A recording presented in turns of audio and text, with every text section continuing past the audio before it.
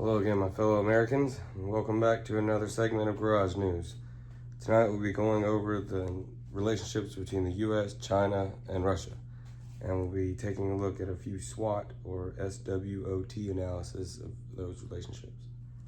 And for the SWOT analysis, it's basically their strengths, weaknesses, opportunities, and threats of the objective you're trying to look at with internal and external origins.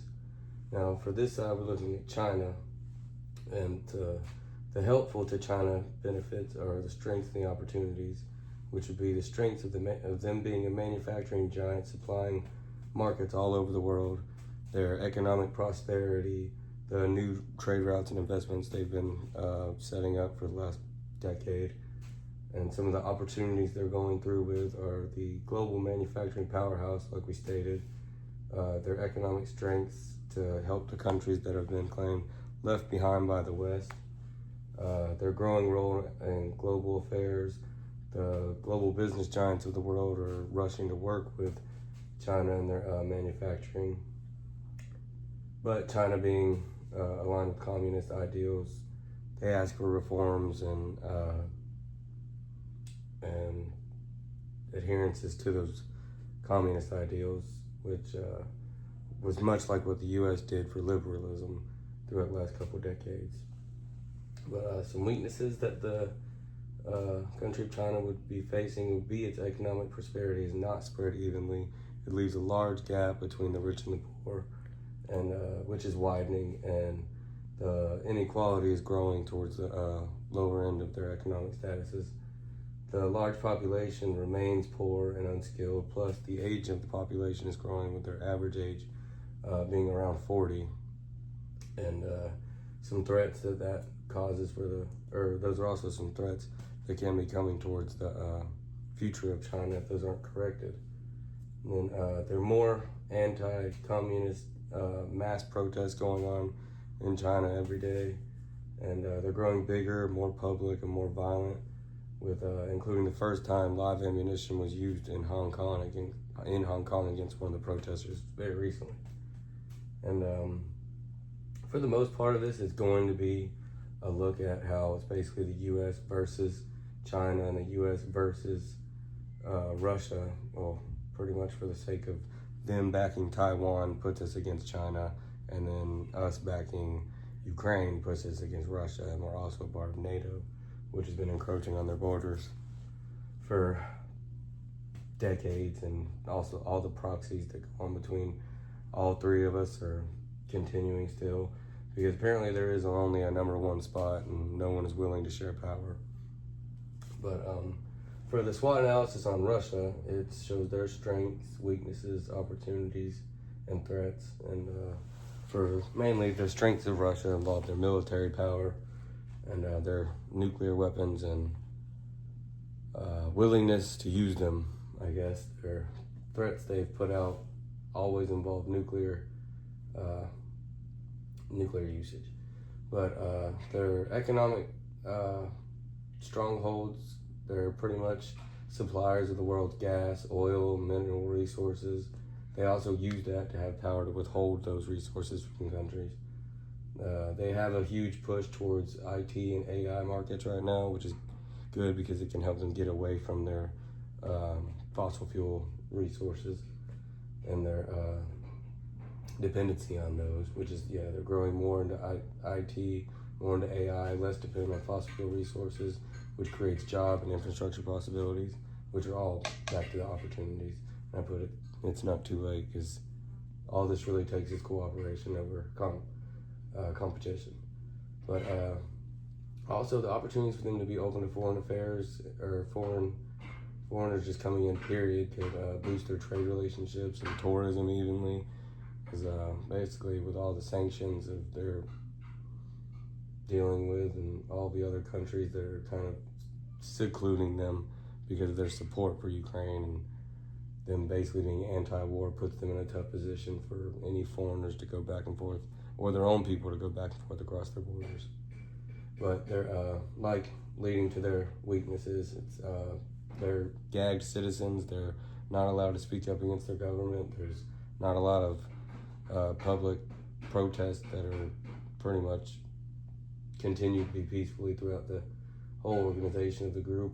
They're not really heard like we are in America. That it's bad for business. It creates too much overzealousness of the government being involved in their development and how their people see and work with their government. The major wage gap and the small consolidation of power is basically belittling the citizens and empowering the rich and the elite. So the corruption in the government stems from them mainly only having their president and their prime ministers, and the volatility of the market being mainly for their mineral resources, gas and oil reserves, is basically a market for basically depending a lot on political relationships, like with the countries that they need the transferring of the minerals to and from, and who gets to buy the minerals in the first place, which leads us to the threats, which, I mean, like we said, they do have a larger army, but America and Chinese armies are much more powerful. And with Russia being under the sanctions of America and not getting our weapons, they're having to buy weapons through China, which ultimately could be said that they use other countries' weapons that can be cut off, that can be used as diplomatic leverage, and basically it could get them cut off and overpowered pretty quickly. But also they are also dealing with the diminishing birth rate, having the lowest it's been in 20 years, and it seems the whole world is dealing with this population decline. But with the economy that we live in, it's kind of understandable. But for here, the most part, it's the China versus Russia. Their whole paradigm of relationships going back and forth seems to be leaning more towards a versus status, which, I mean, it's always been considered on shaky grounds with neutral suspicions and distrust. Fundamentally different cultures, obviously, on both sides. They're both nationalists, so they both mainly support their homeland. Interests ultimately are not aligned between the Chinese party really looking for the top spot, the American government leaning towards them maintaining dominance, and Russia seeing itself as the world leader. But basically, Russia sees China ultimately as the enemy on their borders with a smile on their face because they're economically necessary and currently beneficial to them. And then China basically can see Russia standing as a land grab because China has been historically going through a reclaiming stage, claiming territory back from historically the Jin Dynasty period. And the same language has been used for their invasions and reclaiming efforts into the South China Sea, like how we hear with Taiwan. But the example was the latest example was the, excuse my pronunciation, but the Balstoy Usurski Island, which is now even on Google also known as the Haijizi Island, which is claimed by China, was relinquished by Russian control. But basically China being a financial conduit for Russia, basically, so they can bypass and sidestep all the sanctions from the West. It kind of also exposes the weakness that Russia has with the West.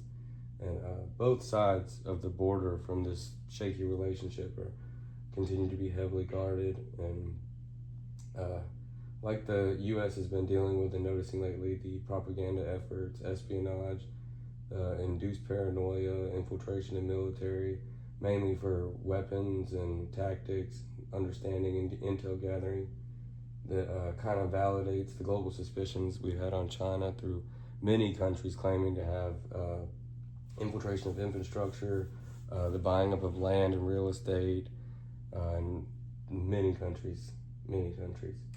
But basically for the two to be so next to each other, it causes suspicion for the two to be basically untrusting of each other, apparently. But even through China's propagandas with mobilizing foreign citizens, disinformation psyops, even the use of TikTok through propaganda, but basically is winning over the rest of the world with investments in trade while powerhousing itself with BRICS and